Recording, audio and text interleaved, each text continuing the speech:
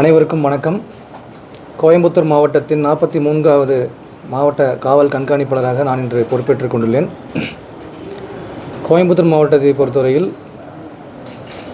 சட்டம் ஒழுங்கு நிலைநாட்டுவதற்கான அனைத்து நடவடிக்கைகளும் மேற்கொள்ளப்படும். சட்டம் ஒழுங்கை சீர்குலைக்க நினைப்பவர்கள் மீது கடுமையான நடவடிக்கை எடுக்கப்படும் என்பதை தெரிவித்துக் கொள்கிறேன். ரெண்டாவதாக, குற்றங்கள் குறிப்பாக ஹவுஸ் பிரேக்கிங், டெக்காயிட்டி, ராபரி இது போன்ற குற்றங்கள் தடுப்பதற்கான அனைத்து நடவடிக்கைகளும் மேற்கொள்ளப்படும். மேலும் நடந்த குற்றங்களை கண்டுபிடிப்பதற்கான நடவடிக்கைகளும் மேற்கொள்ளப்படும்.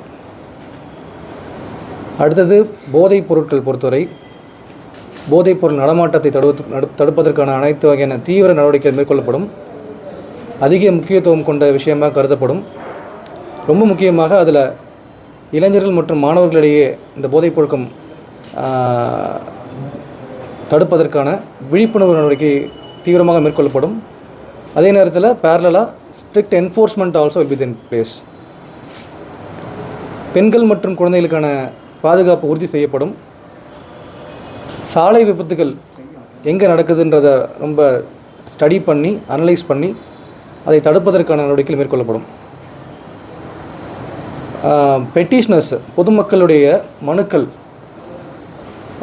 விரைவாகவும் நிவாரணம் கொடுக்கப்படும். அதே நேரத்தில் அன்பயஸ்டாக நியூட்ரலாக சீராக விசாரித்து அவங்களுக்கு தீர்வு காண்றதுக்கான நடவடிக்கைகள் மேற்கொள்ளப்படும். நன்றி சார். எல்லை பகுதியில் எந்த மாதிரியான கண்காணிப்பு மேற்கொள்கிறோம்?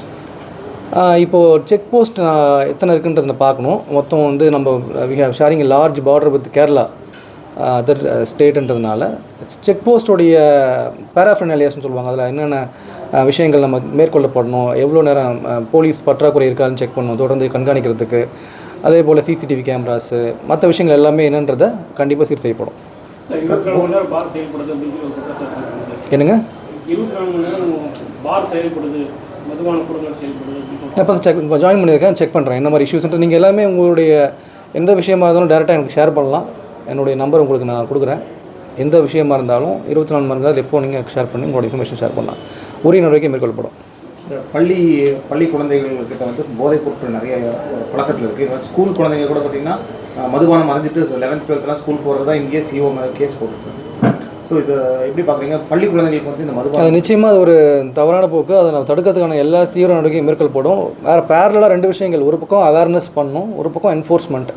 ரெண்டுமே நமக்கு வந்து இரு கண்கள் மாதிரி நம்ம பேரலாக கொண்டு போனால் மட்டும்தான் அதை நமக்கு அழிக்க முடியும். ஸோ ரெண்டுத்தையுமே நம்ம பண்ணுவோம். நான் ஸ்டடி பண்ணுறப்ப ஜாயின் பண்ணியிருக்கேன். என்னன்றது ஸ்டடி பண்ணிட்டு நான் சொல்கிறேன். ஸோ இந்த ஆதாய கொலைகள் ஒரு பக்கம் இருக்கும் பட்சத்தில் இந்த ரிவெஞ்சுக்காக கொலை பண்ணுற மெத்தட் வந்து இப்போ அதிகமாக நடந்துகிட்ருக்கு. ஸோ அந்த மாதிரி இருக்கக்கூடிய நபர்களை கண்காணிக்கிறதுக்கு என்ன சார்? கண்டிப்பாக ஆல்ரெடி நிறையா சிஸ்டம் ஆல்ரெடி பிளேஸ் இருக்குது.